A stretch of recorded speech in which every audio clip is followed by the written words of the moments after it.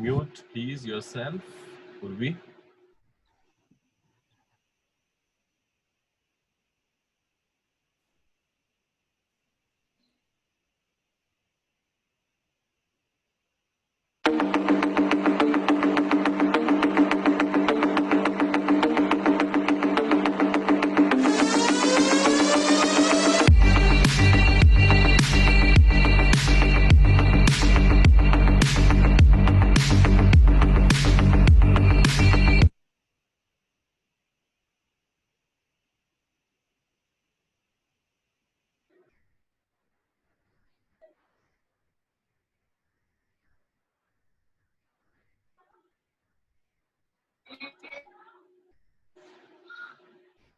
Very good evening, everyone.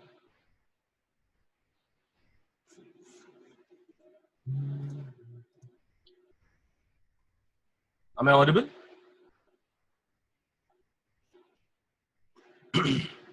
Hi, very good evening, everyone. How are you doing? Yes.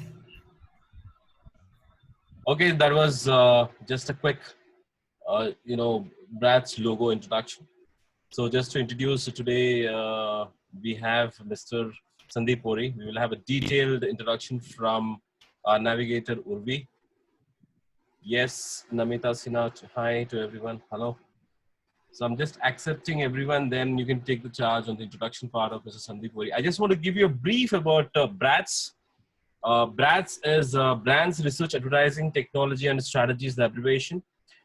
This format is actually the platform which we are created about a year ago offline.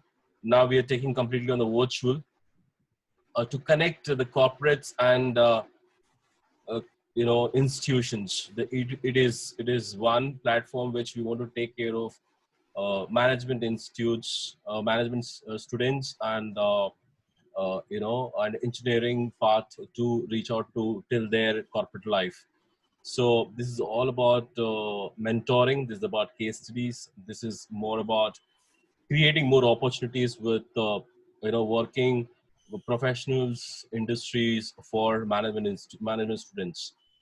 I give over to Urvi today, our navigator, Urvi Veera. Please give us our today's guest's introduction, please. Thank you, Suresh, and a very good evening to all. Welcome to today's webinar. Today we have a very special guest, Mr. Sandeep Ori. He's going to talk about the importance of an online presence in today's scenario. So before we go on to the session, let me just give you a brief about his journey till now. Rotarian Sandeep is a chartered accountant by education, entrepreneur by profession, and a crusader by choice. He has over 30 years of experience in business strategy, sales and marketing, information technology, social media, video technology, defense, homeland security, and packaging. So basically his company, April Broadcast, have built the first Indian software to be approved by Facebook for live streaming.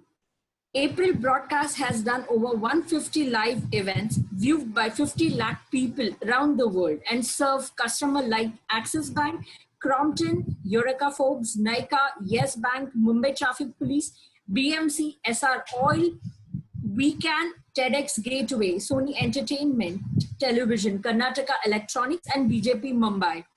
They have also executed digital media campaigns, including tweet chats on variety of issues like health and well-being, road safety, overcharging MRPs, waste segregation, plastic ban, and voter registration. Welcome, Mr. Sandeep Ori. Over to you.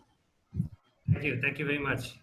I think that introduction was a little too long and made me a little larger than life, but just an ordinary guy like most of you. Okay, just trying to get the right mix of everything over the last 30 years, part of a very checkered career. But yes, it's been an interesting journey, and I think that's something which is an important lesson for all of us. That we probably start out doing something, and then midway we do something else, and we probably end up doing something else. So one must really be open to taking up new things, accepting new opportunities, new assignments, and of course, challenging the status quo when it comes to yourself. So today's topic is the importance of having an online presence. And I'm a big fan of this guy called Simon Sinek. I think a lot of you may have heard of him. He has this awesome TED talk which says "Start with Why." He's got a book also, which also says by the same name. And what I really believe is that the fact that when we understand why that we need to do certain things, we probably end up doing it a lot more better. It gives us a lot more motivation to handle a lot of the challenges and obstacles that we face when we want to do what we want to do, provided we know why we're doing it in the first place. I have a brief slideshow which I would like to, with your permission, Urvi, I'd like to share the screen and go ahead and take you through this. Feel free to buzz me for questions in between, and if I think you're interrupting, I'll tell you to stop. So don't worry about it. Okay. So Sandeep ji, I request everyone to keep their cameras up so it would be more interactive. It is not only one side sessions, please.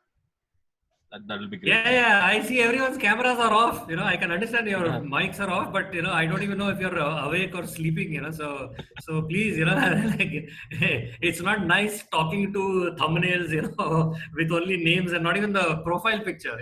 So, and we will get to that. You see, this is another thing. You're attending a session which says importance of online presence. You don't have your profile pic here. I don't even know. Half of the names, they don't have photographs. I mean, if I want to cough or if I want to take a sip of water, I can turn off my video, but at least you'll know it's still me, So if you're going to turn off your video, at least we know who it is. Actually, it's very important, and jokes apart, it's very important, especially when you register for programs.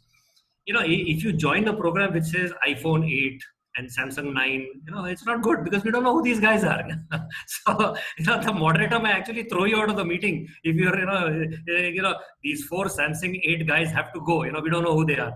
So, please have your own name over there. It's a lot better. It looks professional. It looks nice. I mean, how would you like it if, you're talking to a photograph like this, which is not even mine, So it doesn't look nice, right? So you would want to see me. Yeah.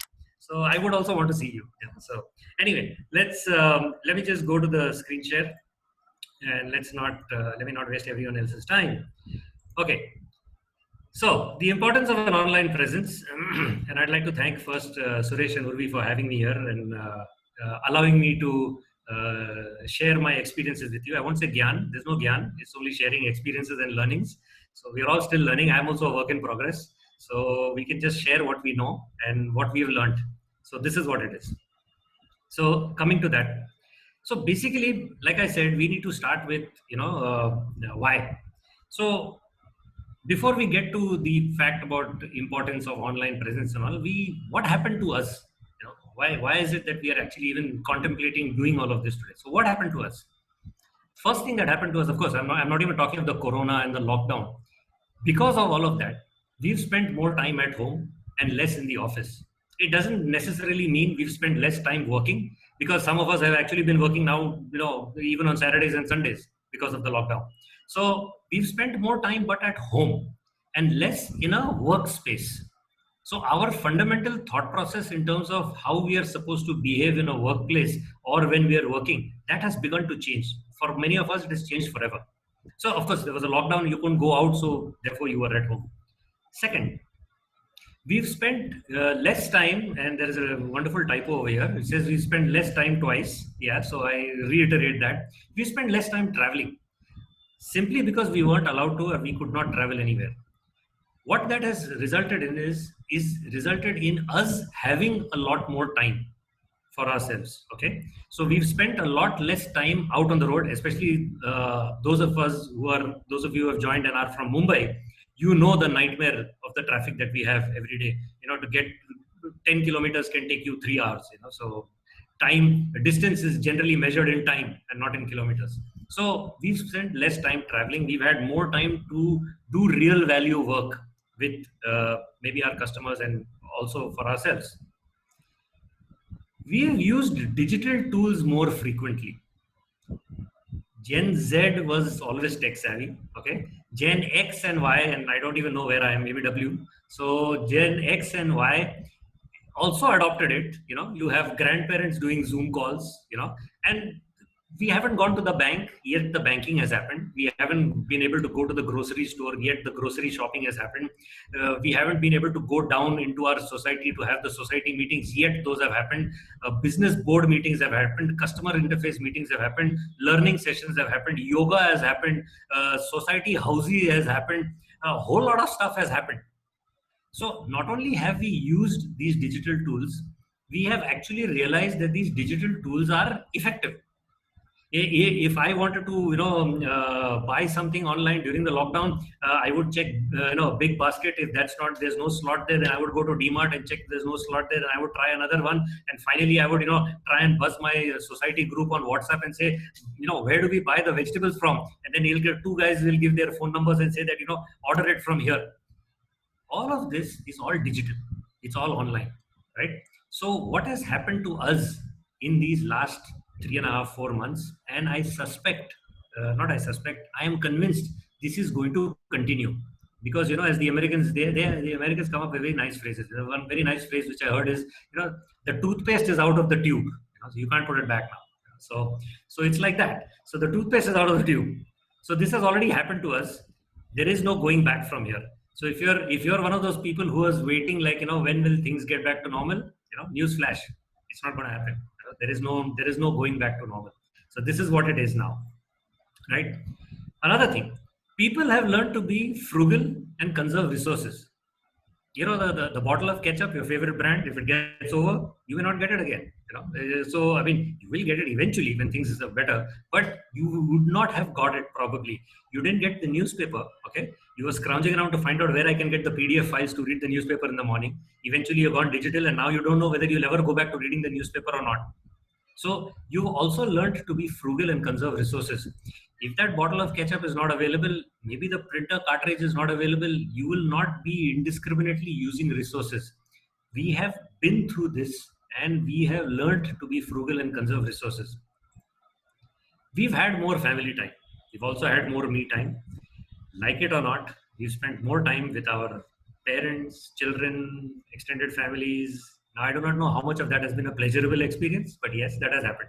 So good, bad, or ugly, yes, my kids are around the house. My wife was here, and I don't know whether she cares about how I felt about it, but I definitely know, that she is like, okay, we need some space here, okay? And my son definitely, he's in his third year of Bachelor of Sports Management, and those of you who can relate to that will know that he's like, oh God, dad and mom are in the house all the time now. So yes, we've had more time to spend with family. Family dinners have happened, okay, which is like probably a novelty for people with teenagers. Okay, so these things have happened, and all these things have had an impact on our mindset, right? And the thing is, when things happen to us, we grow to accept them, okay? But here's the fun part: what happened to us, how, in the manner in which it happened to us, it did not happen voluntarily, okay? And it definitely did not happen gradually. So the very reason I'm making this point is important to note, because you see, there have been lots of things that have happened to us which have shattered the old paradigm, but they've happened slowly. Internet happened to us and changed everything, but it happened gradually. Businesses had time to go online, take their business processes online. We had time to get access to it. Mobile telephony happened to everyone. So mobile telephony also happened. It happened slowly over time. You had those big the phones which look like walkie-talkies, and then they got smaller. And you got touchscreen and the buttons disappeared. So it all happened gradually. It didn't happen overnight.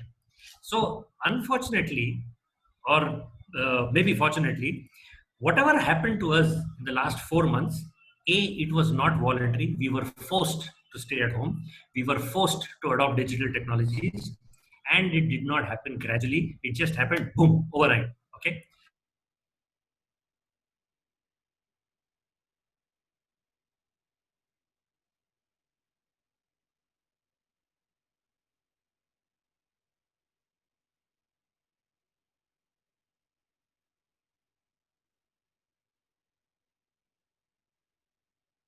Everybody will tell you that progress is out of your comfort zone.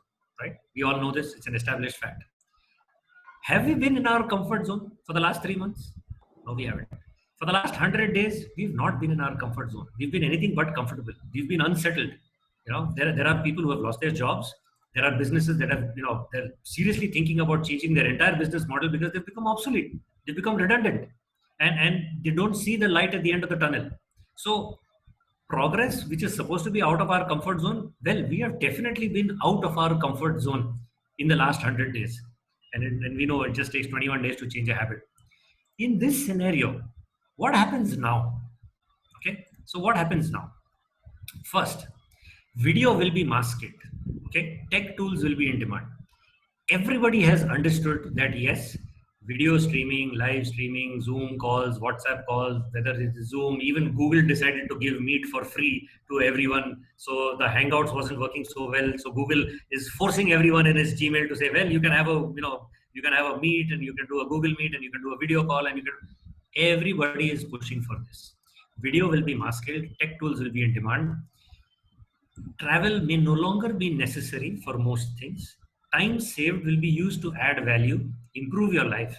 You will invest in better phones, webcams, headsets, routers, hard drives, all kinds of things, technology. You'll buy a better laptop. You'll buy a laptop with a better webcam. You'll buy a better headset. You'll buy maybe a better router in your house to get better speed. You'll probably subscribe to a faster internet service. All of this will result in a lot of technology being adopted a lot more. Okay. Business processes will move online with a vengeance. Okay, it's not just payments and digital marketing that I'm talking about, which everyone knows. You can do online payments.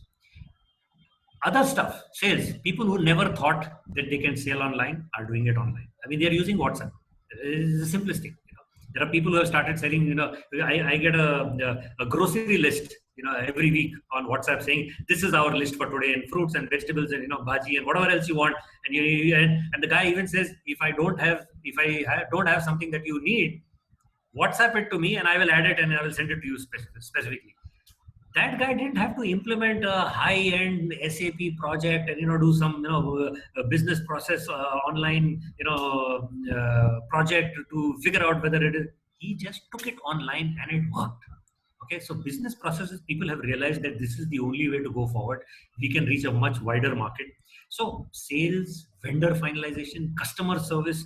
Yeah, sure. You can't get a haircut online. Okay? The salons were crying. Eventually they started. You cannot get a haircut online. Sure. But if the salon has a proper system of taking a booking, showing you the video that this is what you will get when you come, making you feel comfortable, eventually saying that you can either pay in advance or pay through digital, no money will change hands and all of that. If he does all of that, or if she does all of that in her salon, you will probably pick that one more than somebody else. In fact, you will actually Google to find, which is a salon that can, have a booking online. You will do that. And even though you're accustomed to going to the one down the road, okay, you will do this just to figure out. So people have also realized this. And as a result, business processes will move online with a vengeance. Even our government, when they had to give the money to everyone else, they did this direct bank transfer to those Jan Dhan accounts. And the people who did not operate those Jan Dhan accounts, those zero balance accounts, which was for the entry level strata of society, all those people are suffering because if they didn't operate their accounts got treated as inoperative. So they were having a challenge. But the government said nothing doing. We're not giving it through the regular route. No coming and collecting cash, 500 rupees or so. 500 rupees 3 times, every month will be deposited in your account. So that's what it is. So the government also encouraged all of that. Having a distributed workforce will become a reality. Okay. If it has not for you, please think about it seriously. Okay, you will need to have a distributed workforce. In fact, it frees you of the shackles of being constrained to people who can come and travel to your office. You can now hire and employ and get people to do the work that you want for your customers or your profession or your business or whatever it is that you offer, without them being physically in your office in front of you. Right? So work from home, or rather remote working, will become a norm. Creating a workspace at home will become a need. A lot of us have ended up working from home extensively. Now, unless you have a study table, with a proper, ergonomic chair or whatever, a comfortable chair, which you probably don't have. Okay. People are sitting on their sofas and working. People are sitting on their dining table chairs and working, and they may not be the best suited for working extended hours. The next time you renovate your house or you try to decide to buy furniture, you're going to think of this now. You're going to think, if I sit here, is the light falling on my face or is the light from behind, and you just get to see the silhouette. Okay, when you're in a Zoom call, if the light is not falling on your face, what people are going to see now, you may see the screen and you want the tube light falling on the laptop and everything. Okay, but if the light is not on your face, you will appear as an outline for people, a dark black outline. Okay, so the silhouette is not a very good idea, right? So you will invest in all these things. You will think about all these things. So not only will you think in terms of creating workspaces for yourself at home, this will also become a norm for your regular work, right? So now, therefore, how does this all affect us? Which brings us to our topic today.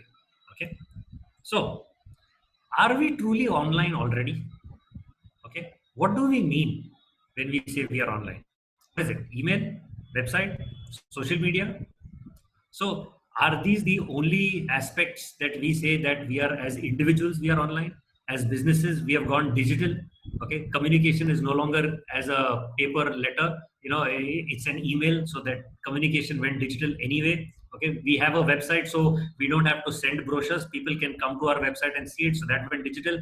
And now with social media, we can talk about ourselves, and people don't really have to come to meet us to know what type of a person we are. Okay, so this is what we talk in terms of when we are saying we have an online presence. Businesses, it holds the same holds true even for businesses. Businesses are corresponding through email. Businesses have websites, and businesses also have a social media presence. Okay, but here's the thing. I want to ask you a question. How many of you Googled me or checked me out online before coming for today's program? Yeah, show of hands. Come on, interactive. I'm going to stop the share and see how many of you guys are sleeping. Where are the videos? Don't make me call you out by name. Turn on your video on your own. Okay, so how many of you Googled me before coming for this? Arun is saying yes. Yeah, one. We've got about 38 people here. 4 of them know me. So they're not counted. Yes. Yeah. Okay. So yeah. So that's the thing. You see, you need to understand you're going to spend your time and take the effort of attending a 1-hour online session, and you don't know who the hell is the guy going to talk to you. Okay. What kind of a question do you think you can ask me? Only based on what I talked to you for the last maybe 25 minutes. Okay.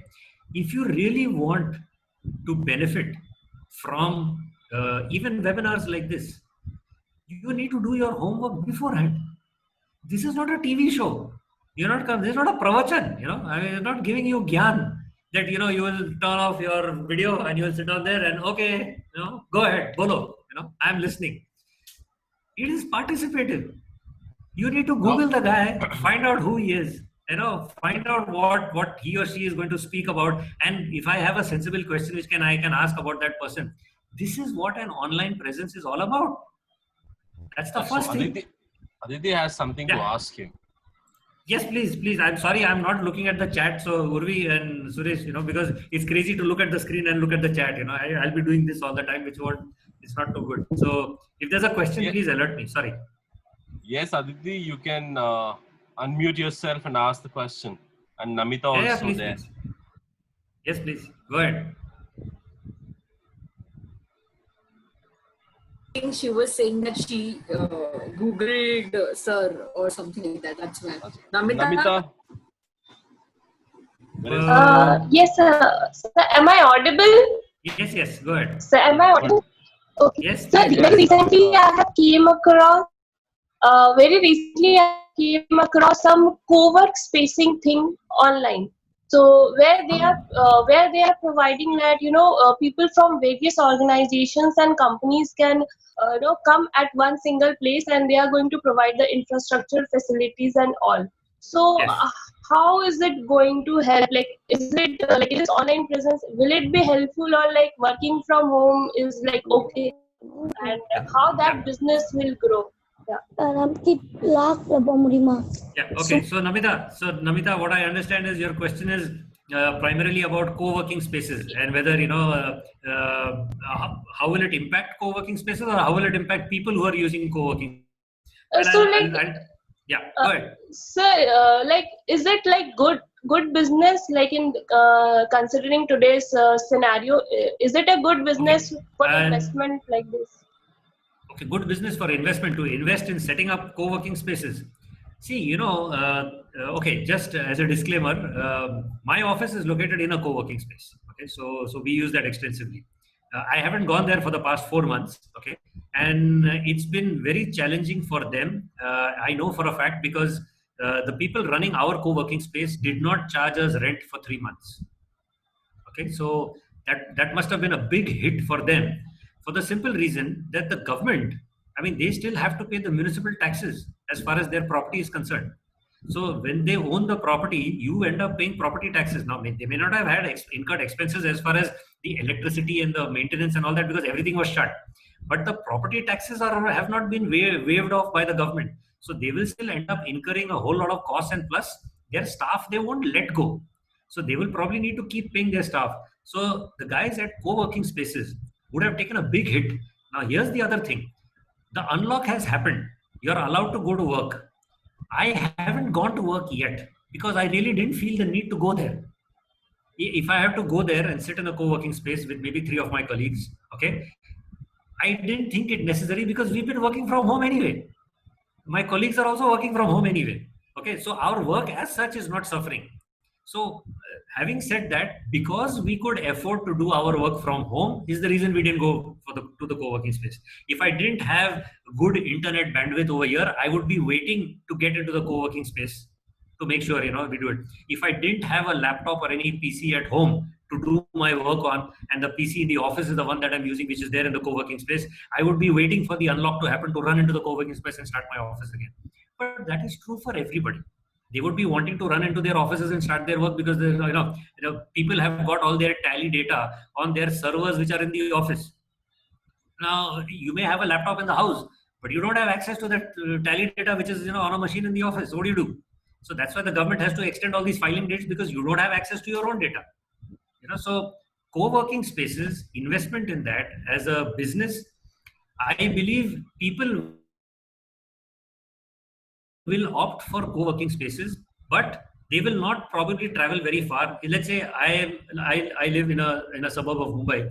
I would look for a co-working space which is probably nearby, okay, rather than go to a nice fancy co-working space which is far away at the other end. I would look for a place which is nearby so that I can have the ease of having a separate place where I can work undisturbed, where I don't disturb my other family members who also may be wanting to work. So if I'm online and I'm, sucking up all the bandwidth in the house, maybe there are 4 family members who are also doing the same thing.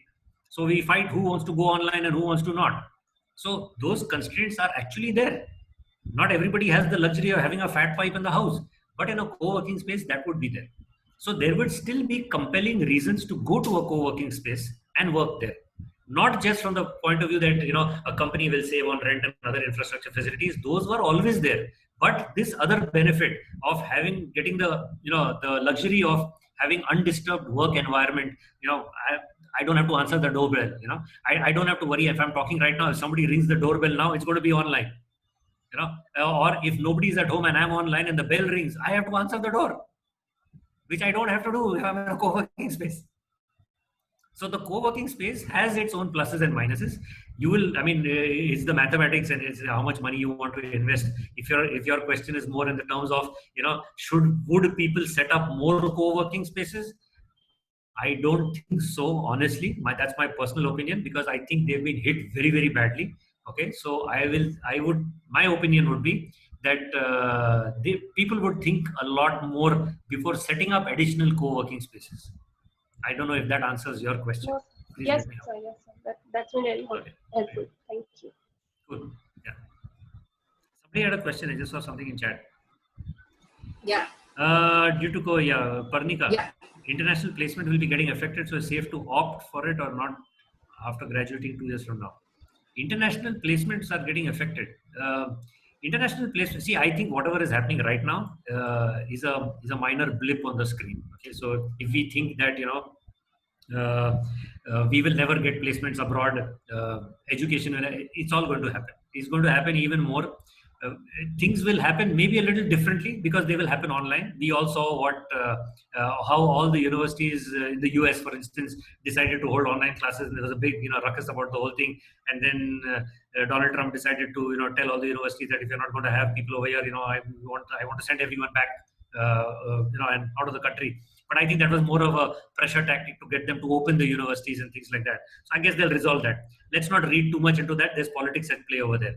But the thing is, as far as international placements are concerned, I think that is going to happen a lot more because you are now free to look for people in any part of the world. If you figured out how to do your business process online, or let's say the company that you hope to join, they have figured out how to get resources which are in remote locations in different parts of the world and get them all to collaborate and work together, they will be looking more for people outside. I don't think they'll be looking less. It may take a while for this whole cycle to happen, for them to get their business processes and figure out how to do it. So that time will be there because everybody is unsettled right now. Nobody knows. See, there is no expert who predicted this. If you asked anybody and spoke to any of the business experts in the month of February, everybody had their next quarter plans ready and all that. It's all gone. Okay? Everybody's plans, no matter how smart they are, no matter how savvy they were, whether it is a business leader, whether it's a political leader, whether it's a spiritual leader, nobody knew what is going to happen. Okay? Everybody's plans went haywire. Everybody's calculations went haywire. Everybody's predictions went haywire. Okay? So we don't know this. Even the doctors don't know when the COVID vaccine will be out. You talk to some doctors and they'll tell you 6 months from now. Because they really don't know. And this is a fact. It is probably going to be 6 months. It's probably going to be 1 year. Probably going to be never. There is no HIV vaccine as such. We only know how to treat it. There's no vaccine for the common cold. What are we going to do? There is no vaccine. You can't say that, okay, if I have a cold, I'll take this shot and I'll be fine. No, there's a line of treatment which will help you figure it out and, make you okay and get you over it. But there's no vaccine shot. Common cold doesn't have a vaccine. So forget about it. We probably might never get a vaccine for COVID. We'll just learn to figure out how to treat it, which is also good enough. And that will take time. So it doesn't matter. We don't know what's going on. We don't know how to do things. Everybody is still evaluating. But when the dust settles and people get this, I think opportunities are going to explode for people who know how to leverage this online thing, which is what our topic for today. And I will go back to sharing the screen with your permission. So we started off with this. Now I have another question for you. When did you last Google your own name? Today. Come on, tell me. Today. When did you last Google your own name? About Oh, a month. yeah. Okay. About a month. About a month. Very good. 2 days 2 weeks back. Very good. Yeah. Last month, 2 weeks back. Very good. Generally, we don't Google our own names, right? We search for other people. Okay. The thing is, do you realize how you appear online? And I Googled Sandeep Bori pretty often to see, you never know who's been writing about you. And I found out there's one Sandeep Bori in Punjab who was, arrested for some crime and he was sent to jail and there was a big issue about it and all. Wasn't very flattering, but yes, that's a fact, So I Googled, so there's another guy, there's another Sandeep Bori who's also in the IT industry. But, and I did this a couple of years back, many years back. And I got in touch with that guy and we are friends on Facebook. So there is another Sandeep Bori who's also there and whom I'm in touch with and who's on Facebook and I have his phone number also and sometimes we chat with each other. So anyway, the issue is we don't Google our own self. Suppose somebody is searching for you. What are they going to find? What are they going to find? What's being written about you? How do you appear? What's your email ID? If suppose professionally somebody says, okay, send me your resume. And your email ID is like hotguy24@gmail.com. Seriously? When you're applying for a serious job, check out your own Gmail IDs. What have you written? It may have sounded cool, while you were in college with your other friends and all. Is it going to look good when it's on a resume? Contact me at hotguy24@gmail.com. Seriously? If you are the HR guy hiring, see, we humans, we are not perfect. Okay? We are judgmental. we form opinions, and no matter how much we understand that don't judge a book by its cover and things like that, they're all nice to know, but we form opinions, we form perceptions. These things get created. Okay, so you please be careful. What is your profile pic? If you are trying, okay, as long as you are not wanting to get into the professional sphere, okay, you can do what you want. Your online presence can be whatever it is. You can do what you want with your profile pic. You can do what you want with your email ID, as long as you're not, looking to have something in the professional domain or something. You're a creative guy, and I've got a hairdo which is like all purple from here and blue from here and yellow at the other end, and that's fine. That goes with the whole gig that I'm doing. I'm a musician, I'm a painter, I'm a whatever. Fine, that works. You're applying for a job, that can't be your profile pic. Okay, because why is it important? It's important because if you apply for a job, I'm going to Google you. I'm going to go check your Facebook. I'm going to go check out on LinkedIn. I'm going to go check out on Twitter and see how many people you're raving and ranting against. So I'm going to know what kind of a person you are, because I don't have the chance to meet you. Okay? So I don't have the chance to... Souvik has put in one question. Can you please read it? Yeah, good. We'll come to that. Very good question. We'll come to that. I'll come to businesses which don't have a direct online thing. So we'll come to that. Right now, let's focus on the individual. Okay. So we don't have a chance to meet with people to make our own assessment. So what will we do? We'll check out online. There's nothing else we can do. You don't have a chance to meet me. I don't have a chance to meet you. What will you do? You'll Google. You'll find out. You'll go to Facebook and type and figure out, where I am. You'll go to LinkedIn and see. You'll try to make your own opinion.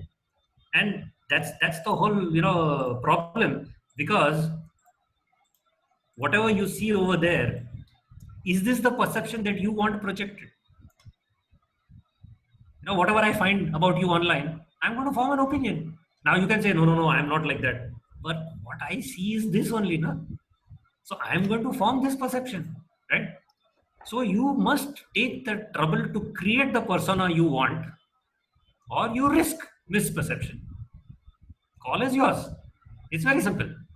If you don't tell me what it is about you, when I see you, okay, I'll form my own opinion. If you don't write in your bio or in your summary what type of a person you are, and whether you like cats and dogs, and whether you like to sing in the shower, or whatever it is you want to do, okay, or whether you're good at writing emails, or you're good at doing whatever it is that you do, if you don't write that over there, how will I know? I'll just look at your photo, I'll see what you've written, and say, oh, this is type of person. I don't think I don't need to contact them to be part of our team, because the culture doesn't fit. As it is difficult, because people are working with different people whom they can't interact with on a daily basis, can't see, and can't I can't see your face, I can't see what's in your eyes. Online teaching, it's a big problem. We talk to professors and things like that, and when I used to do these programs for live streaming, and we used to go to colleges and get these professors to talk online. The professors, they were damn good when it was coming to classroom training. The minute we would put them in front of a camera, they are gone. And I asked the professor, I said, what happened to you, sir? And he says, I don't know whether I am explaining it properly or no. I can't see anybody's eyes. I can't see if there is a frown on somebody's face, or if somebody has done this, then I know he has not understood. He said, I'm getting no feedback. So I don't know what I'm saying. It's like a monologue for me. I said, yes, it is a monologue for you. We're just shooting the whole thing and it's just going out live. So it's a big challenge. We humans are not used to this. We are used to talking to a face and seeing the face talk back to us. Now here we are going to be looking at resumes and things like that, and whatever we see online, it's going to make a difference. Okay, so we need to be careful. So if we don't write about us what we want projected, people are going to form their own opinions, and we can't blame them. Okay, we also form opinions. You see my photograph, you form opinion. Good guy, bad guy, funny guy, not funny guy. Khadus, this, that, and the other. You form opinion. You see a series of photographs, you form opinions. Okay. That's how we are. The brain is trained to take quick decisions, because that's an efficient way for the brain to function. Okay, the brain doesn't like to keep thinking too much. It likes to take quick decisions, which is good. It's efficient to function. You can't say, I'm going to tie my shoelaces. I will first put this here, then I will put this here, then I will measure this, and I'll put it. No. You'll close your eyes, you'll be doing something, and you'll tie your shoelace. The brain does not have to focus on that. Okay, it's an efficient way to work. But that efficient way to work also causes problems for us, because it forms opinions. We become judgmental. Okay, so we need to be careful about that. Okay, so I'm done with the slides. Okay, and I just wanted to pick your brains on this. So now we will go to that wonderful question and automobile industry. Yeah. See, when I spoke about companies and organizations and businesses taking their business processes online, like I said, we cannot get a haircut online, but we can do everything else online with the salon. Okay, we can search for it online. We can see all their photos. We can see the videos. We can figure out the payment processes. We can, maybe email the guy. We can take an appointment. We can find out everything there is to do before we go there. Same thing with automobile industry. Nobody will want to buy a car without test driving it. Fine. I mean, it's not a PC that you can, configure it online. Though some automobile guys are saying you can configure the thing online, you pick your seats and pick your this and pick your that. But yes, you will still want to go and do a touch and feel. It happened with garment shopping. People said people will never buy garments online. You have to touch and feel and, feel the cloth on your hand to buy it. Garments are selling online left, right, and center. It's not that the garment stores are shut down. People will still go. It's not that just because you get ready-made clothes of size 40, 42, 42, and the trousers in size 34, 32, 34, 36, that you don't have a made-to-order trouser. Yes, you have tailoring outfits even now. So there will always be niche markets for everything. Okay, so the automobile industry, a salesman cannot sell the car without his physical presence. That's true. Every customer will want to do a test drive. But here's the question: which car will he go to test drive? That can happen beforehand, right? You can give him all the information. You can give him the whole driving experience. You can tell him that, you come to the showroom, I will do this. I'll give you a special appointment for booking. I can do all of that. So you can build the rest of the business process around it, except maybe they sit in the car and do it. So that will definitely happen. So you will have to eventually sit in the car to get a feel for it. But the rest of the experience can be great and it can be online. So business processes, when I say business processes, there are some processes, the actual execution of the haircut, coming back to the same example, cannot be online. There's no virtual haircut. You'll have to go to the salon to get a haircut. Okay. You'll have to go to the car to do a test drive, to the car showroom to do a test drive. But everything else around it can be great. You can have everything else as a business process. Okay. And so if the automobile company in which this automobile, so it's not like automobile engineers or those who are studying to, become automobile engineers or mechanical engineers are all going to be jobless because everything is online. No. All those companies also have to sell it online. They have to figure out the rest of the processes, whatever can go online, to give their customers a great experience. Okay. I hope I answered your question. What kind of skills should we look to develop to survive in this new normal? What kind of skills? First, I think we should have the most important skill that we should have, and I don't even know if it's a skill. I would call it an attitude. We need to be able to have an open attitude and an open mind about doing things differently, because the issue is like I have always believed that it's not more important as to be taught a particular subject. So the what of the subject is not important. You need to figure out a method of how to study, because that what will keep changing. Today there is some knowledge and we teach our students that in 5 years this knowledge is obsolete and something else comes. So then now we have to teach something else. Now students, they found a better way to learn that. We have to teach our students the how to learn. So tomorrow, after 5 years, when they get out of college and they go to work and then they want to take different jobs, if they have figured out how we should do these things, how we should address issues when the paradigm changes, you can't predict it, but you can mentally be, if you're of a nature where you are open, optimistic, you understand, you're aware, you have self-awareness, you know what your strengths are. If I'm a person who's not a very outgoing person, okay, and I know this about me, so what happens? I am required to, take up a job in public speaking, things like that and the other. You must be aware. You must have a lot of self-awareness. You must be able to figure out. The one thing which I would seriously think that people need to have is self-discipline, because that beats everything. You can have all the knowledge in the world. Okay. You can have all the skills in the world, but if you don't have the discipline of using it at the right time in the right amount, okay, it's of no use. I can be the smartest guy in the world, but if I don't have the discipline, okay, of putting it down on paper or making a point of speaking to people about it, all my knowledge, all my wisdom, all my experience is gone to dogs. Okay, so if you have a great skill, even if you have a reasonable skill, you may not be the best at what you do, but if you are disciplined at doing it, okay, you will get through. You will do better than everybody else, because everybody else, they may be smart. It's not the smartest guy who always does well. The guy who stands first in class, for instance, is not always the best guy. Who earns the most money, once he's in college or she's in college, who also she does not become the most popular person or whatever. Okay, so whatever barometer you have, it all changes. So, but what you need to do to get through whatever it is that you're doing, you must have loads and loads of self-discipline. Okay. So it is better that you resolve this in your mind with yourselves, that no matter how good I am at this, even if I'm not very good, if I'm average, but if I'm disciplined in getting it done, I'll do it. If I'm disciplined in understanding that things will change and I do not have to lose my shirt, I will outperform the other guy who loses his shirt or her shirt. Okay. So I think the best thing that you can have, you have a positive attitude, easier said than done, but you must have loads of self-discipline, which I think one can develop. Positive attitude, I think it takes a lot of self-motivation, and that's a whole different webinar. But yes, if you have that, you can definitely develop them. Yeah. Okay, here's another question. What are the things which should be done when it comes to online presence on a platform like LinkedIn? Okay, it depends on what's your objective in terms of being on LinkedIn. See, everyone says LinkedIn professional platform. But here's the thing. A lot of people who are the professionals, whom we are trying to probably contact and be in touch with and engage with, I do not know how many of them are always, how many of them are actually spending a whole lot of time on LinkedIn. The issue is, what do you hope to achieve when you're on LinkedIn? Do you hope to achieve to engage with people for a job?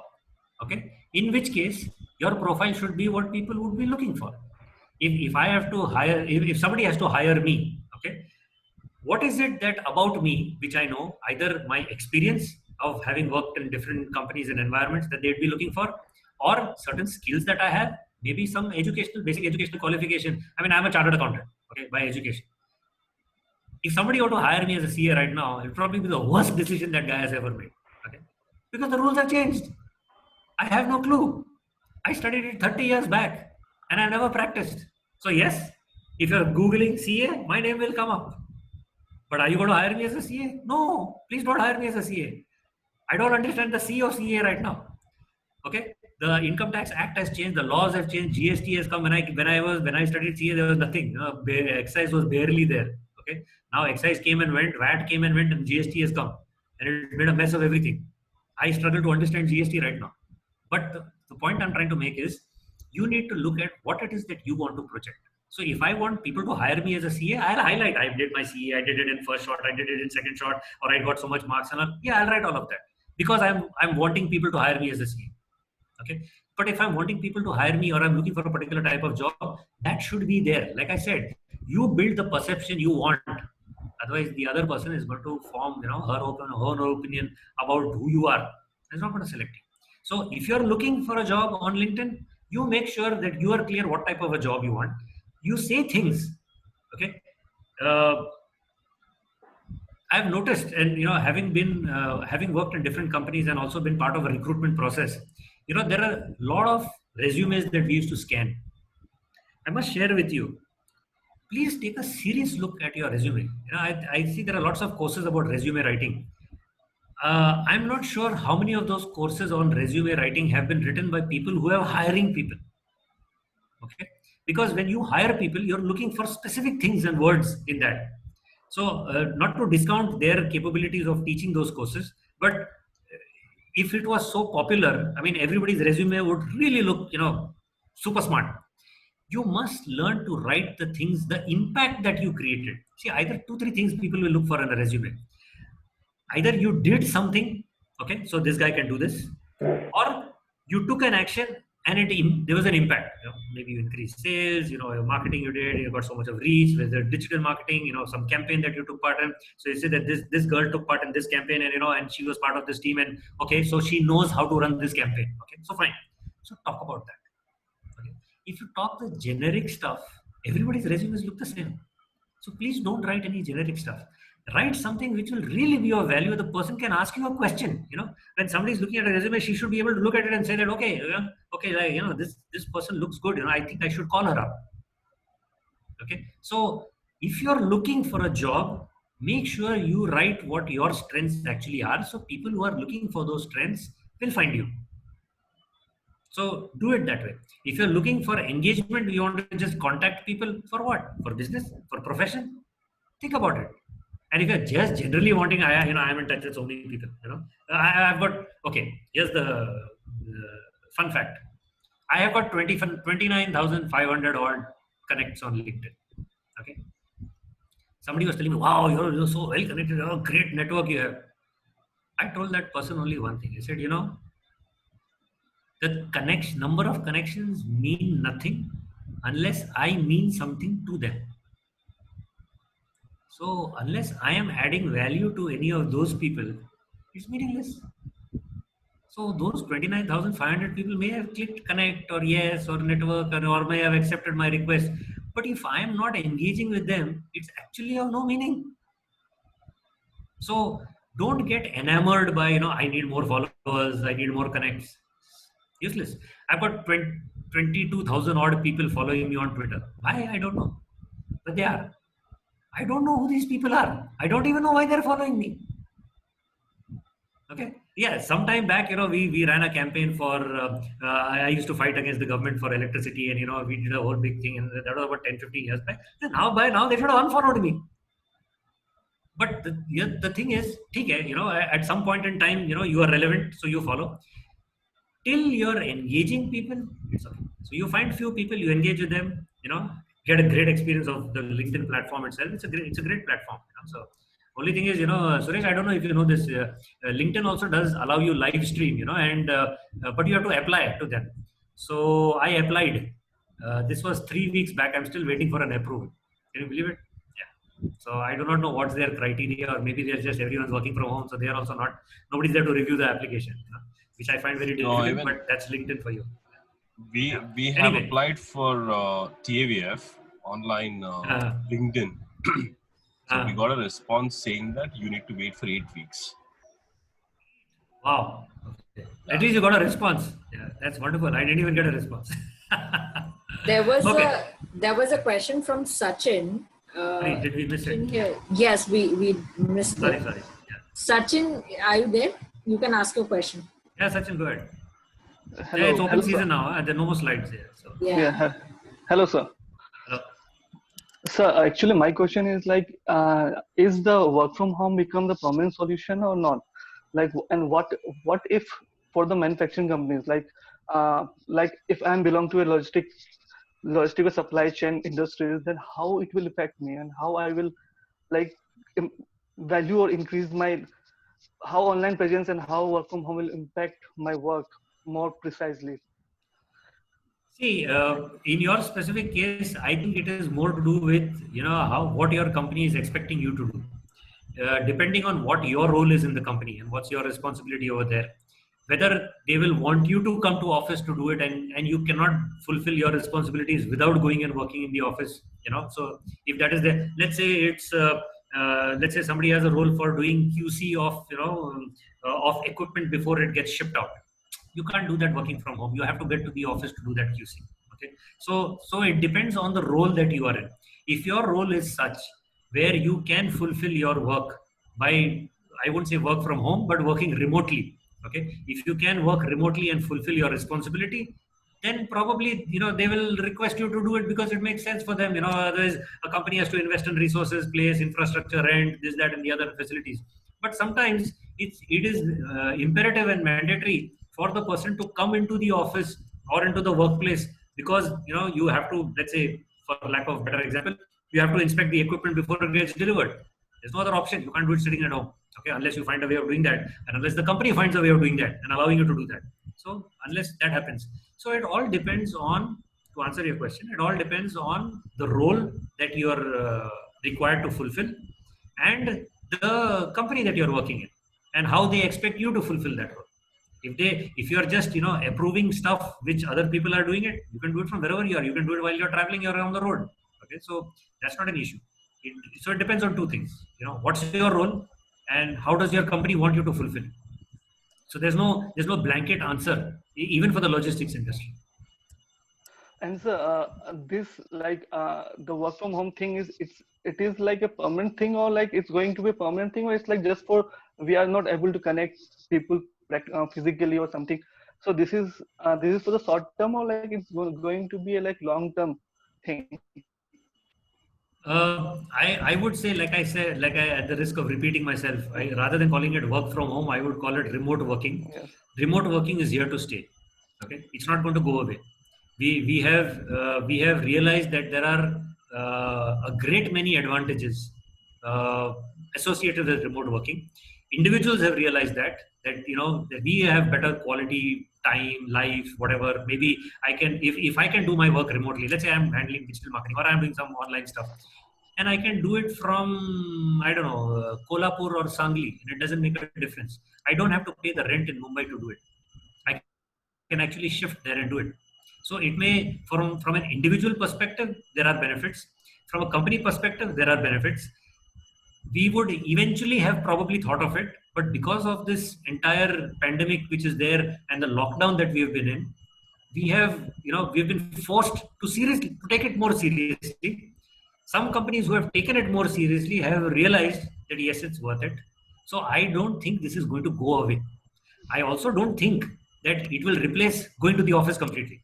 Because like I said, there are some things that you will want to have physical interaction. You will want to have face-to-face interaction. That you cannot bypass that. Man is a social animal. You can't have everyone sitting in the house and working. It's not going to work. Okay, so you will need to have that office environment. You will need to go, but you may have that flexibility that you may not come, 6 days a week or 5 days a week. You can come 3 days a week. The rest of the time you can do whatever you want. As long as your role is such that it can be fulfilled by remote working, yes. Otherwise, no. So to answer your question, is it permanent? The lockdown is not permanent, but remote working, as I said in my slide, is here to stay. Okay, thank you so much, sir. Thank you. Good evening, sir. This is Adityan. Yeah, hi. Hello. Okay, sir. I'm asking a question. For suppose we are students, right? Nowadays, interview is going to be online from now. So, what are the steps students should take to impress? Like first impression, the best impression for the HR. Because you told that you are a HR, you had a resume, means you had to check on resume. So, what's your opinion, sir? See, depending on what is the role that is being looked at, whether you would need to, if you are being hired for a job where you are going to be front-facing with people, or you are going to be hired as a programmer coding at the back end. If you are going to be hired as a programmer coding at the back end, how you look, how you present yourself doesn't matter, because they are going to look at your skills. They're going to look at your experience. They're going to look at your intelligence level. They're going to look at the project work you did. They don't care how you look. But if somebody is recruiting somebody to be a TV anchor, okay, if the news channel is interviewing someone to be a TV anchor, they will want to see the on-screen persona. Whether you can, whether you know when to drop your voice and when to raise it, when to have that inflection in your voice in terms of, so they will want to know those, because those are the skills that matter. So they will obviously check those. Now, everybody or one of us is not interviewing for a TV newscaster role or a TV serial role. So we don't have to look the best. But yes, I'm coming to that. So looking the best is not the issue. So don't get hassled about that. Okay. Yes, you need to be decent and presentable as you would. You would not stroll in for an interview in a company in your shorts and in chappals, would you? You would take the trouble to dress sensibly. So yes, when you're sitting online, also please dress sensibly. Okay. I wore a jacket today. Okay. I need not. I was sitting at home comfortably in my t-shirt. So, but yes, it looks nice. Okay. So do that. And like I said, we are humans, we fall prey to this nonsense called perception. Okay. Our perceptions are also wrong and people can fool us. So therefore perceptions fool us and fake news is there and we fall in targets and we laugh when we read in the newspaper, somebody got fooled with this. Yes, because it happens. Okay, we all get fooled in some way or the other. So as long as you're just barely presentable, like I said, if you're sitting in an interview, make sure the light is falling on your face. Somebody sees you properly. if you're sitting dark and back and they can't even see where you're looking, so that is a bad impression. It's a poor impression. So make sure that those technicalities, just like when you would go for an interview, you would carry a copy of your resume properly in a proper folder and not fold it 6 times and, open it like a small, pudiya or something. So you will have a proper, maybe you'll fold it just once and take it so that when you have to hand it over, or you'll take it in a file folder so there's no folder crease in it. So yes, you would take those pains, right, to do it for an interview. So that's what you need to do online. What you need to say, you need to be careful in terms of communication. We don't listen to the questions clearly. Okay, it happens to all of us. You will not believe senior people. And I'm a Rotarian, and there are, I think, a couple of them here in the meeting too, in the workshop right here. We will put out a message saying that if anybody has any objection to this, please, it's a big group, 100 people. If anyone has any objection, say yes. You will get replies like, I have no objection, I have no objection. Here, what is the question? Now, I know that there are 100 people over there, maybe 6 have an objection. We want to know who are those 6 and whether we can resolve those. The people who don't have objections have written, there are 25 of those. We don't want them. So are we actually listening carefully? So please listen very carefully to the question that is being asked. If you are not sure, repeat the question. Okay, so is it that you're asking me, like you asked me the question, so if I'm not sure what you meant, I should clarify. Are you asking me about how I look, or are you asking me how I should behave? Okay, I was in any case going to answer both. So I didn't ask you. Otherwise, I would have asked you, okay, what do you mean? How should you look? Should you wear a suit? Should you, put makeup? Should you have a light on your face? I would have given you all those tips. How should you behave? Well, that's a whole different webinar. And we can think about that later, about how you can appear and how you can speak and what you should speak. And when somebody asks you what you should answer and which are the uncomfortable questions and what are the answers to those uncomfortable questions. Yeah, sure. That's a whole separate webinar altogether. But yes, please pay attention to what is being asked. Don't assume. Don't assume. Okay, did I answer your question? Yes, I did. Okay. Hello, sir. Can I ask you one question? Yeah, please. That's what this whole session is all about. Yeah, actually, I have 2 questions. One is about the... Yes, go ahead. Sancheti Healthcare. Yeah, my name is Anjali, sir. Yes, please, actually, this is one personal thing that I'm not at all active on social media. First, you don't have to be. When you saw that a person search, HR person goes on Google and Facebook and Insta and, make some perceptions about a person, right? And yes, sometimes even we do the same thing. But it is, I have a question. If person is not at all active on social medias, how you are going to judge or how you are going to have any perception about that person? This is one question. And secondly is that I'm from the healthcare industry. So man is social animal and everything. Yes, currently, I think we are the only industry and pharmaceuticals where, we are working regularly. Ours not a single thing is going online. So if you can just put some points regarding that, that will be great help for us. Okay, we'll take the questions one at a time. First question is, if you're not on social media, what happens when people will try to search for you and they don't find you, or they don't find enough about you? That's the question, right? Yes. So here's the thing. Not everybody is on social media. Okay. So it is not mandatory for everyone to be on social media. Okay. However, what is going to happen is when either we have a resume which we have emailed, which is really very good and tells and speaks a lot about what we are doing. So somebody would not probably want to go and check online. Okay. And if they don't, they get enough of information from the resume that you have emailed, and they will, anyway shortlist you for an interview and call you for an interview, and they will be happy with what they see, and they don't give a damn if you're not on Facebook or you're not on Instagram and you don't have a Twitter handle. So that's not a crime, and there's nothing to be ashamed of that I don't want to be there and I'm not there. Okay, that's fine. Nobody's going to hold that against you.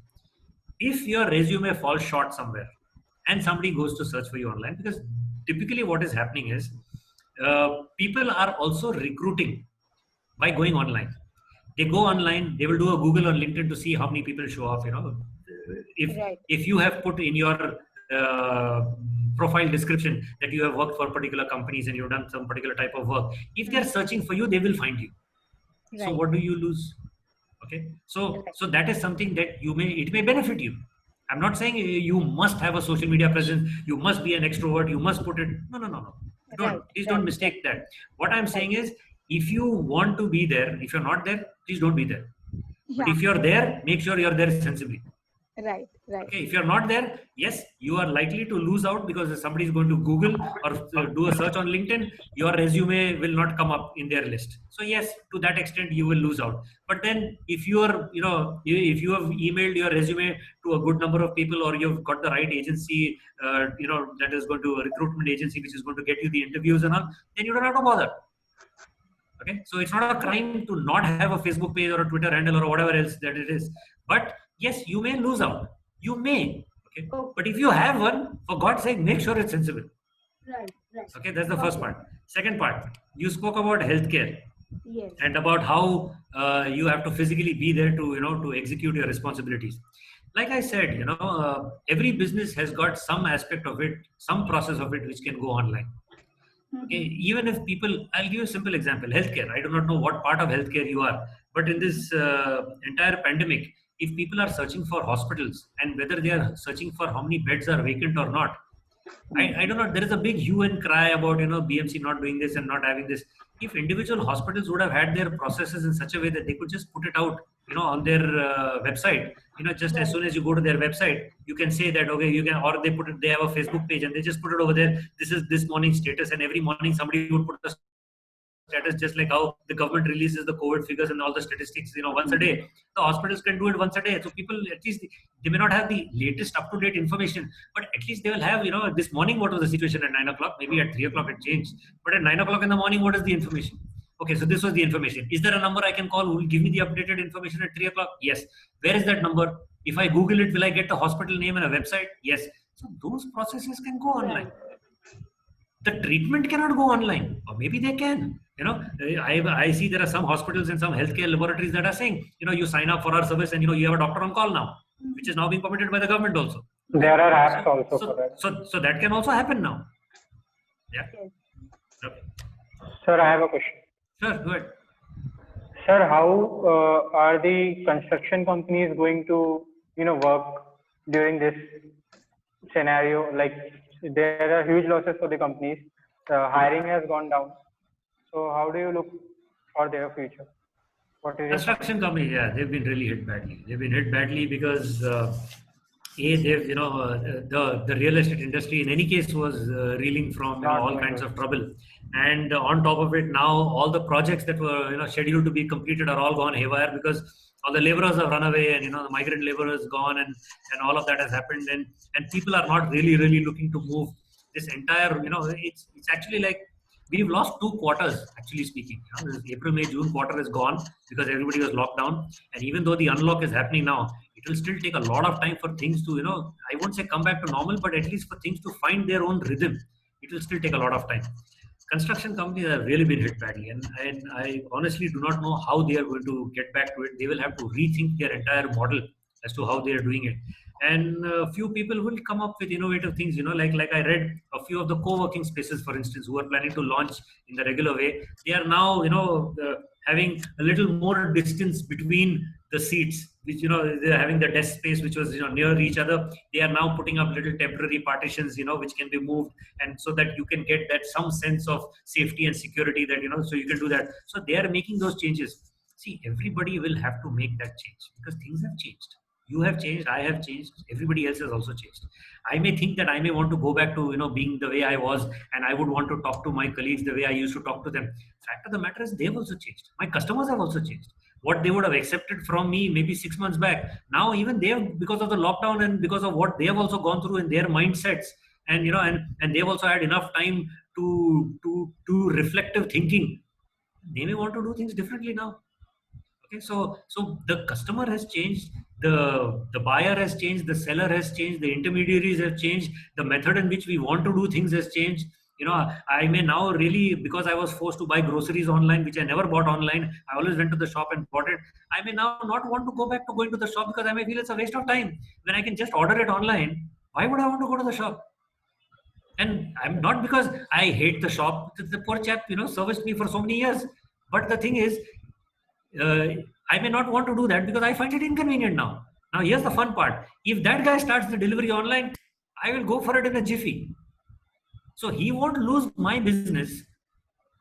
The only way he's going to lose my business is if he does not change. Why? Because I've changed. So construction companies will have to think, what has happened to the mind of the consumer? What has happened to our buyers? What has happened to our workers? Will I get migrant workers now? Will I get them so cheap now? Will I have to give them housing now? First, they used to come and stay wherever they used to stay, and I didn't give a damn, and I paid the cheapest rate. Now I'll have to look after them, otherwise they'll run away again. So what changes I will need to have to do that? My buyers who are buying at X rate, at whatever rate they was earlier, will they buy now at that rate? What will they be looking for? Safety, security, CCTV, things like that. Should I put in more security so that they get attracted to these properties now? Earlier I was talking of gym, this, that, and the other. In the lockdown, nothing happened. We couldn't go down to our own building gyms and clubhouses and all, and societies were banned. Not that will be banned forever, but the mindset changes. So you will have to think. People will have to think: does luxury matter, or does an extra room matter? Those furnished flats that they used to show as sample flats, okay, lavish bedrooms and all. Now they may actually include a work desk. Yes, sir. Okay, so they will have to think differently. So the guys who think differently are the guys who will get. So just want to add out Indraji. here. One second. Just I want to add out here. As per the survey and according to the e-commerce thing, by 2030, 80 to 85% of businesses are expected to be, online, and a lot of AI is going to be coming in. So even though real estate business, when we are talking about, shopping centers business, or maybe residential or commercial, where people now who is occupying about 1 lakh square feet or 10,000, maybe they will be coming down to about 50%, occupancy, or maybe lesser kind of occupancy of the employees. That is second thing will work out. Third thing, somebody raised the question about co-working spaces. I think I have a very different opinion, Sandeep. You said right. it might not work. Yeah, I have very different opinion because very larger scale people are coming out in this kind of space now in terms of investing. It may not be co-working, but it may be like anywhere working. So it supposedly you are at home, or you are just down the line in your restaurant, or maybe cafe shop or a 5-star hotel. You just will work as per how your gyms are working now. You have a subscription with one of the company, but you can work out across India wherever you are traveling or you are there. You can work out. You can work out from anywhere. Yeah. Such kind of things are going to come in working space also, and there are a lot of people are working on this format, and a lot of investments also coming in. If somebody is thinking on this kind of business line, you can start working on some kind of a research you required. But yes, anywhere, work from anywhere is something which will work out. So everybody is diversifying their business rather than closing their doors, because I deal with real estate guys the last 20 years, whether it is airports, or whether it is shopping centers, or anywhere. The kind of shopping per square feet have actually decreased. What now it is happening, they are collaborating with the retailers, and they want to revamp it completely. So they're waiving off certain kind of rentals. Likewise, your co-working spaces also eliminated the rentals for last 3 months to retain it, to support it. So now they're not decreasing the rentals. They're not going down on the selling prices also. Nothing is going down, but they're diversifying. They're trying to retain the clients, and they're diversifying. So diversifying something is very important, but working would be in my idea, co-working maybe work from anywhere would actually come out in a very big way. That is what my take is. Thanks, Sandeep. Yeah. So like I said, the guys who don't change the way they were thinking and the way they were doing business are the ones who are going to suffer. Like, like for instance, another idea as far as the real estate people are concerned. Now, let's say, the guys who are constructing all these buildings, residential buildings, they may actually build a kind of a temporary co-working space, within the residential premises, maybe on a couple of floors or the ground floor or something.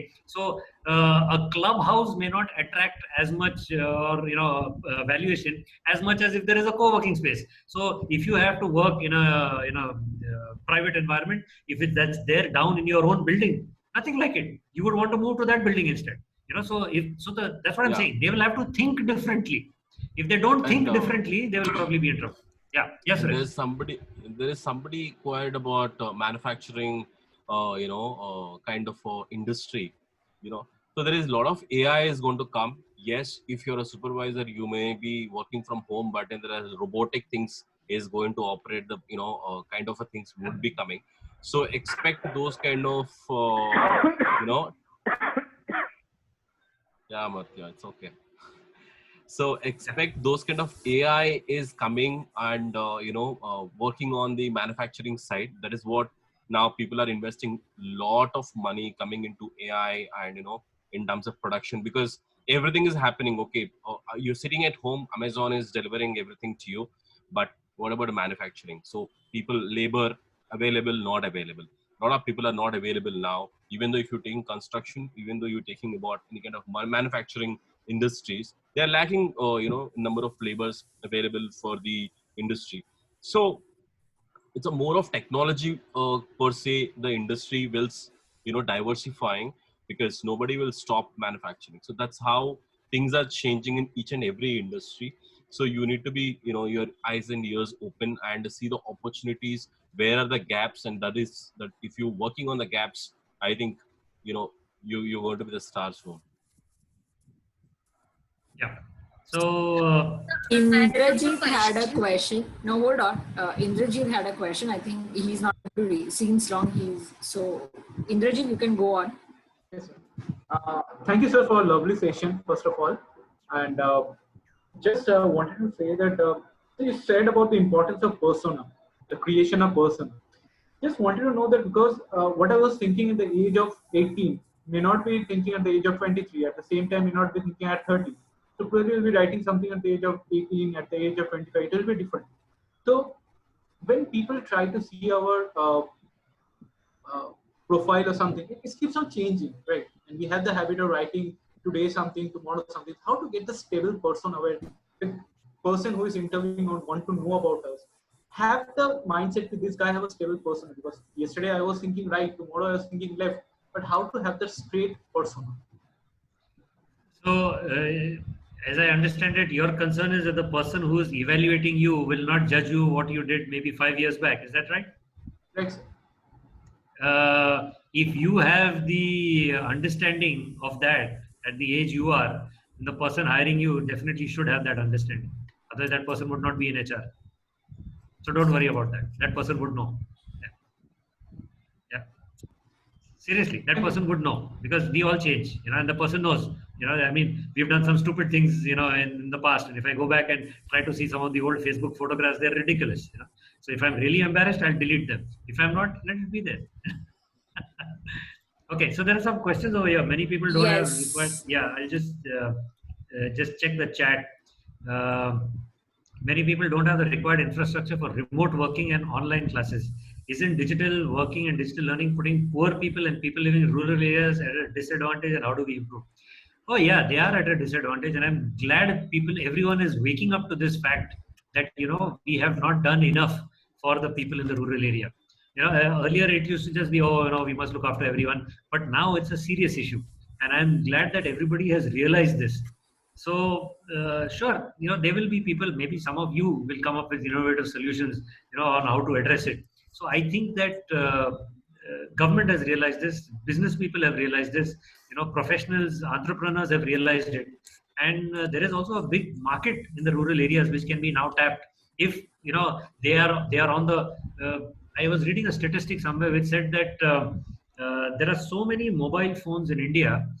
It's actually outnumbering televisions by almost 2 to 1. There are about some 220 million televisions, and there's some 500 million plus, handsets that have been sold. So people will consume more information on their mobile phones than actually watching television, the television set. So that now gives such a huge opportunity for people to reach their services over there. People will realize that. They will force the economics, will force people to have that infrastructure, build that infrastructure, get people to connect. Entrepreneurs will want to move there, and say that, okay, I need not be in Mumbai. Like I said, if I can sit in Sangli and get my work done, I'd probably move there if I would want to, if I have the choice. And if there is no internet service provider over there, who knows, I may want to be the internet service provider over there, and set up something over there. So people will take that. So as of now, yes, they are at a disadvantage. Yes, we should have done a lot more. But, as the saying goes, the best time to do something was yesterday and the next best time is today. So we haven't done it yet, but we can always start now. There's another question about fitness industry. Yeah, I know. I read this in this morning's newspaper. The gym guys are saying that, if the salon guys can open, then why can't the gym guys open? How will the fitness industry survive? Yeah, you see, with every wave of business change, I wouldn't say industrialization, I would say business change. With every wave of business change, some businesses will have to change drastically. Some will probably not change at all. And some will just go out of business. I mean, I'll give you an example. Pagers, no longer see them. Fax machines, okay? So they're no longer necessary. It's not that they were bad and therefore people stopped buying them. It's just that they became no longer relevant. Okay, so pagers, fax machines, some of the things that we used are no longer relevant. In schools, they allow you to use a ball pen. Earlier, they would insist on the ink pen, and everyone needed that bottle of ink and the dropper and all of that, which is no longer required now by everyone. It's not like the dropper guys have gone out of business. They're probably making droppers for maybe medicinal purposes now. Okay, and they're doing it differently. And some of them may have actually closed down and moved to other things. So that's okay. So this churn will always happen with every sea change that happens. And like I said, this time it has not been gradual. It has been completely involuntary. It has been forced on us, and it has been drastic. So a lot of the hit that has happened, we have not had time to smoothly transition into a new role. So that is taking its toll. It will take its toll on certain businesses. If some of the businesses don't change, okay, they will find themselves, out of business, for lack of a better word. If they don't change their business processes, they will find themselves out of business. Some businesses will actually become irrelevant, like how the internet came and made certain things irrelevant. Okay, I'll give you a simple example. Those who are using software to do any creative work, Adobe, this, that, and the other and all. Earlier, we used to buy the software, use a dongle, have a license. Now it's an online subscription. Now you say, what happened? It's changed. Yeah, they changed. They figured it out. They want to do it this way now because people are okay with doing it this way. Earlier, there was no such model. You would have to go and, give the software over there and use it because the internet was not so good. Now the internet speed is better. I can just download a very large graphics file just like that. In fact, I can collaborate with 6 people, which is better than if I was working alone with one license, right? So therefore, that business evolved. It changed into something else. So everything that will happen is the business processes will undergo this churn. If they don't change, so gyms will have to think innovatively. What can we do? Can we stagger the timings? Can we book slots? Can we allocate slots? First it was like, we are open from 9 to 5. Anyone can come at any time. Okay, big slot. 9 to 12 is gents, and 12 to 4 is women, and 5 to 9 is again everybody. Maybe now they will think in terms of slots. And maybe people will prefer that. I would feel a lot safer and happier going to a gym if I know for a fact that when I go there, there are not going to be more than 5 people. I'll feel safer. In fact, there's another gym where he's still going back to the old timings. I'll not go to that guy. I'll go to this person who's giving a slot where says, in our gym, at any given time, only 5 people. That's it. Safer. This guy changed. He's now addressing the concern that we have now. He will get business. The other guy probably won't. So they will go through this churn. It'll happen. Excuse me, sir. Sorry? Hello? Sir, we already touched 8. I think. Yeah. Ashwan. One last question. Sorry He's for getting a final question. Yeah. No problem. Sir, I would. We are talking about change. We are talking about diversifying. We're talking about the reach. Into the reaching the customers basically. But how do you see the change of supply chain from global markets to local markets? Because many of the businesses were not able to transfer their goods, or sort of restrictions were there on in the local on the international borders now. So how do you see the change of shift of supply chain from global markets to the local markets? See, yeah, it's a good question. But just to put it in perspective, this restriction of going global is only temporary. Okay, this is probably going to last for maybe a few months more.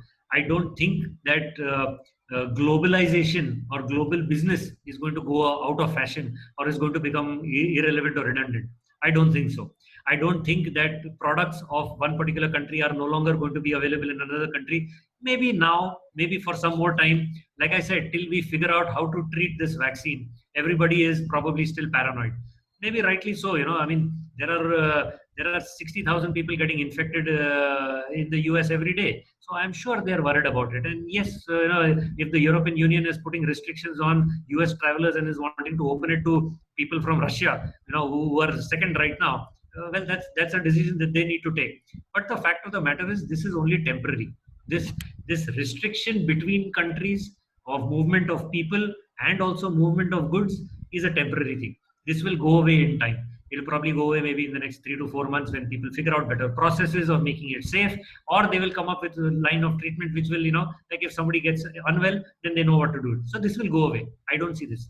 What is more important is how local businesses can take advantage now, because everybody is now looking for things from anywhere. They are not only looking at people who can do it. So in fact, I feel globalization is going to be even more now, because the workforce, like I said, remote working is going to happen. People are going to employ people from anywhere in the world and everywhere in the world.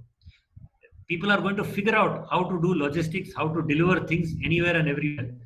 Even local people, like I said, my next door Kirana wala is going to figure out how he can reach me by WhatsApp.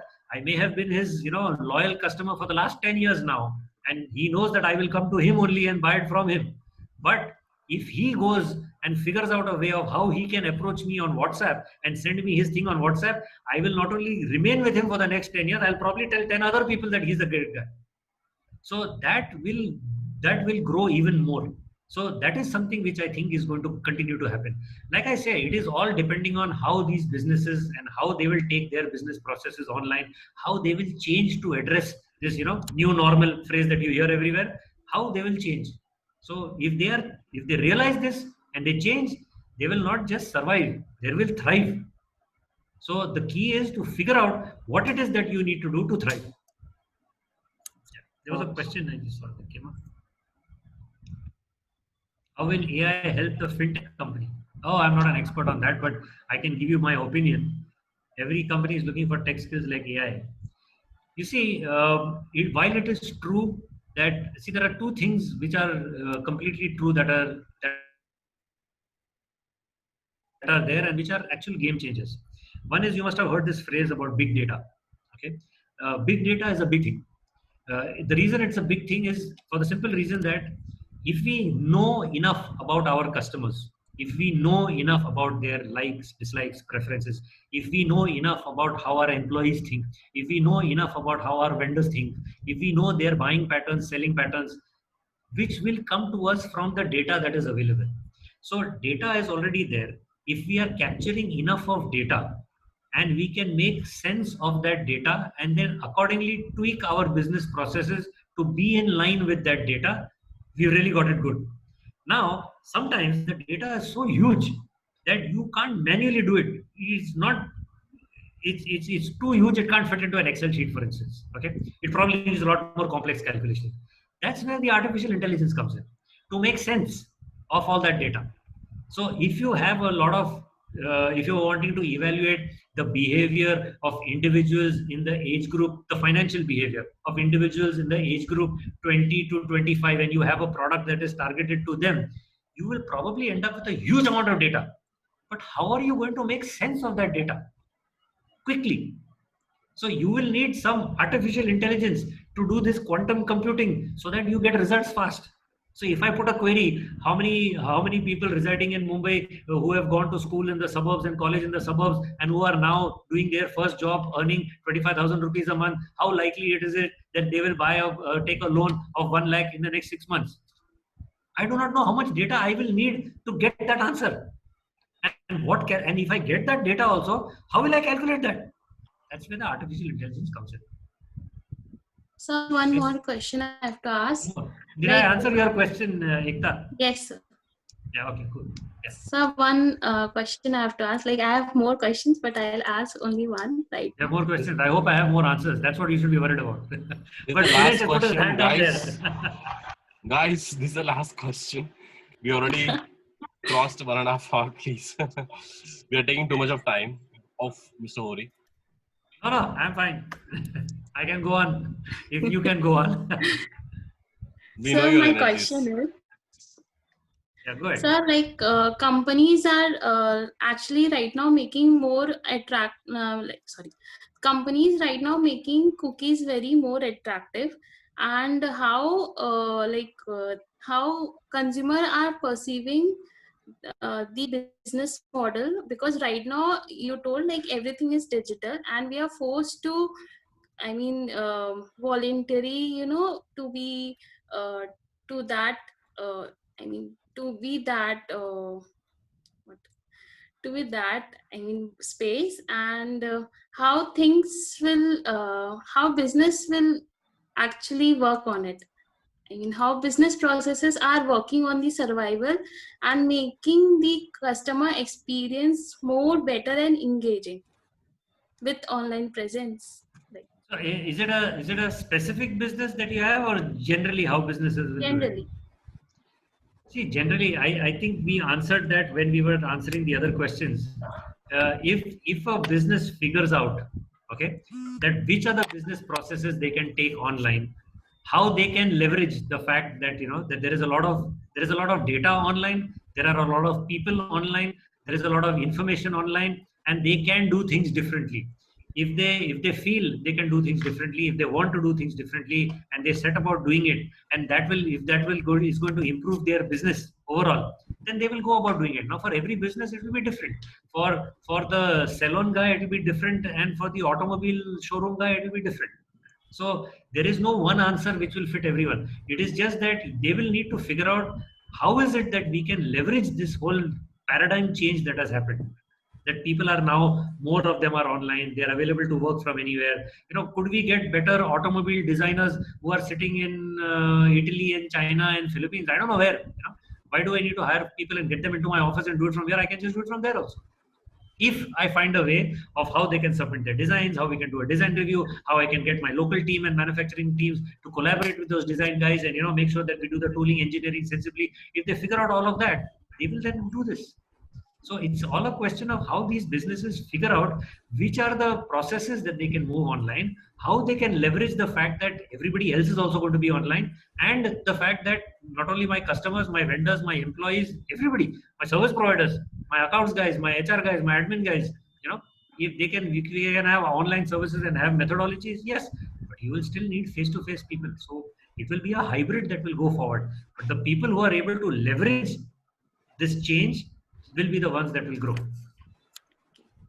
So because right now every company is making their business model into immunity, because right now everyone wants immunity.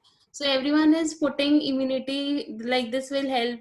And some of the companies also come up with the 1.50 paise of like sanitizer and many more, like they have come up with. So like those who are not into this sector, still they are coming to just to expand their diversification into different aspects. So what will the future of like and it's also predicted yesterday by MIT researcher that next year in the month of July 2021, so the corona will be affected by 25 crore all over the world. So what other future will affect, like right now we are in home, so what more kind of things will be forced to stay, like? Okay, I am not sure I completely understood your question, but what I think is, see, there are, as when you spoke about different methods of, sanitization and things like that, there are companies that will be opportunistic. And I know there are friends of mine who are garment manufacturers, in this lockdown period, they actually went and manufactured masks. You know, they are now manufacturing PPEs and things like that. So opportunistically, there are people, the government has given licenses to those people who are in manufacturing alcohol to manufacture sanitizers instead, and given them licenses to do that. So what is required to be done will be done. As regards that MIT research, which will say that, which says that so many people will be, I think I read that it said that in India we will have 2.4 lakh cases per day, you know, by next year.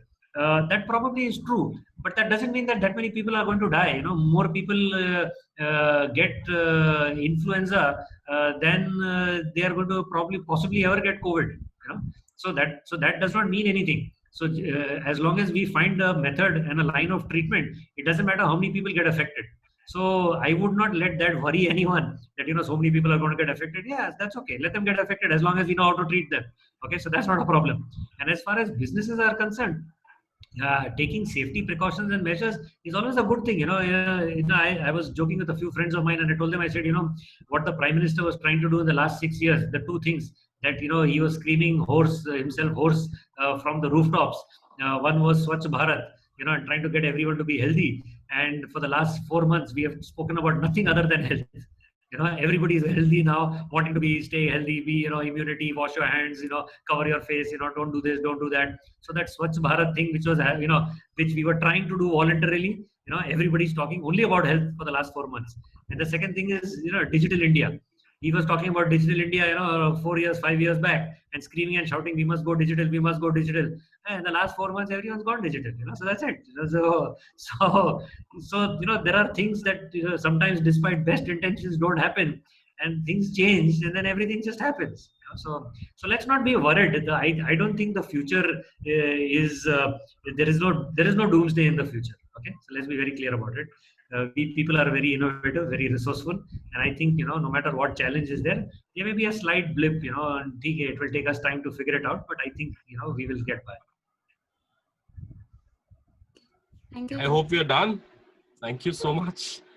Ekta, I hope Sandeep ji ने आपका सारे questions के answer दे दिए हैं. But I'll email you. her. Please mail कर देना. Please, thank you. Ashwan has something, I believe. Yes. Sir, just a small extension to what I've said earlier. Don't mind this. It's like the global markets are going to be the longer chains purchasing from there. What I've read on in an article is that the global markets, being the longer chains, have got can be a real you know, potential reason to outburst of any virus across the globe. Because we get some sources from there, you know, that could be a potential source of spreading virus. So it's like local markets can actually contain, can help in containing these things. I just wanted to put this up. This is no question. I just wanted to put this up. You know, I have a different take on that, Ashwan. The thing is, you know, this virus was brought into the country. Okay. It is not something that, you know, it is something that we got from outside and came in. Having said that, I don't think that, you know, this is going to affect, like I said again, this virus is not going to affect the impact of globalization, or whether countries will buy, you know, from each other and they will, you know, stop buying from each other, or they will focus more on local markets. I don't see that happening. What has happened, and which is why people have this impression, is that because we could not get something from Amazon or wherever, our local Kirana wala made it available for us, and so, you know, it gets a better opportunity for that guy to do business, provided he rose to the occasion. Okay, there are 6 shops in my neighborhood. 3 were open, the other 3 were shut. I don't think those other 3 people are going to ever have the faith and trust of the people in the neighborhood. But the 3 who are open are going to have our sympathy and our, you know, and our business probably forever. Okay, so the guys who rose to the occasion are going to do well.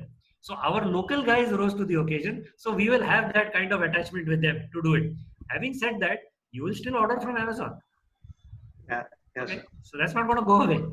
So let's not kid ourselves that global business is not going to happen. In fact, I think the global business is going to explode, and especially India as a supplier, the opportunities now that are open because our people have realized that, oh wow, we can do this sitting at home. We can do this online, and I can not only reach Sandeep Ori in his building. I can now reach the guys, wherever, as long as I can find a way of delivering. Okay. See, it is not only about delivering. So when we're turning out completely on a digital front, of course, the globalization will increase definitely. That is one. I'll just give you my own example. When a year back, I think Sandeep, you agree, when we launched BRATS in the month of May last year, we thought of complete mentorship programs for students on ground. But yes, as per the COVID situation, we got completely in a virtual, and we have already about 500 students are on board with us who is actually interacting. So that is a beauty of I see it as an opportunity rather than getting what would be the future and getting scared and so many questions coming in. So please check all that. There are a lot of new opportunities are there. So you just need to find out. That is it. And I will, thank Sandeep out here. And it's a very energetic session for about 1.5 hours plus for, answering all the questions with a lot of patience. And just to introduce you, as there are a lot of new faces also. This program, BRATS for students, what we are doing this weekend, we starting, BRATS Talks as in a new chapter, which is a kind of a panel discussions, kind of a group discussions we are doing for students itself, which would be coming on live on YouTube and Facebook. So whoever not available on Zoom, they can actually watch only that particular thing on Facebook and Zoom. If you can follow us on Facebook, all the social media handles we're there. Our handle is BRATS Edu, BRATS EDU. That's our ID. And I will be sharing the link with you for Sandeep Ji's, reviews on a LinkedIn. Please, I will share it with Sandeep also. You can share it with them, with your own groups. Thank you, guys. And we would be doing this webinars. We started with 2 from last 2 months, but now we are doing 3 webinars every week. This month, I think we would be completing about 30 webinars. So that's a number of webinars actually increasing, and the participation also increasing. We started with 45 minutes. Now we already crossed 1.5 hours, but still people are with a lot of patience. That means, they are finding it interesting. So that is more important, for us also. Thank you so much, guys. We'll take leave. Thanks. Thank you so much. Thank you. Thank you very much. Thank you. Thank you, Sandeep. Thank you so much. One second. Hello. Oh, sorry. We need to take a picture. Photo. Oh, sorry. I'm not gone. Please switch on your cameras. I need to take a screenshot. That's a picture. Sonali Goel, where is your camera? Gaurav Sharma, Tarun Kurapati. You have my surname, man. Hi, Tarun. Nagar Katti, Hemashri. Tarun, hi. I just added you on LinkedIn. You added me. I accepted. Thank you so much. Yeah. Sonali Goel. Hi, Shruti. How are you? Sir, webcam not working. Sonali Goel. Really? You liar. Okay. Jyotika, where are you?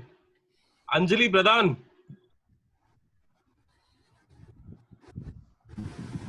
Hello, Mr. Suresh. Sorry, Hi, cannot on Anjali. Hi, sorry, I cannot on my camera, but you can click up photographs like this. No problem. Oh, your face is confidential. It seems it's okay. Thank you so much for No, replying. it's not. Maybe next webinar I will be definitely, because about this webinar I came to know very last minute, but it was very informative. Thank you so and much. it was Thank very you. Thanks to Sandeep ji. yeah. I really would like to say thank you. You're working with one of the hospital or what? Healthcare company. Yes, I'm working for a hospital which is in Pune. Okay, so you can just go to LinkedIn or wherever, just follow us, so you will have all the updates. Sure, I will definitely. Because we do not have your contact. How do you got through to with Sandeep ji? What? One of my friend actually. One of my friend. I must say you have good friends. I know that. Thank you so much.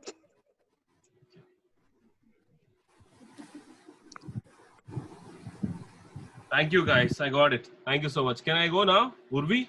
Yes, you're allowed. Thank you, sir. It was amazing session. Thank you so much. Thank you. Super powerful. Thank you, sir. Thank you, guys. Yes, Thank you, thanks. Namita. Bye, guys. Good night now. Bye. Bye. Thank you, sir. Bye, ma'am. Bye-bye. Bye.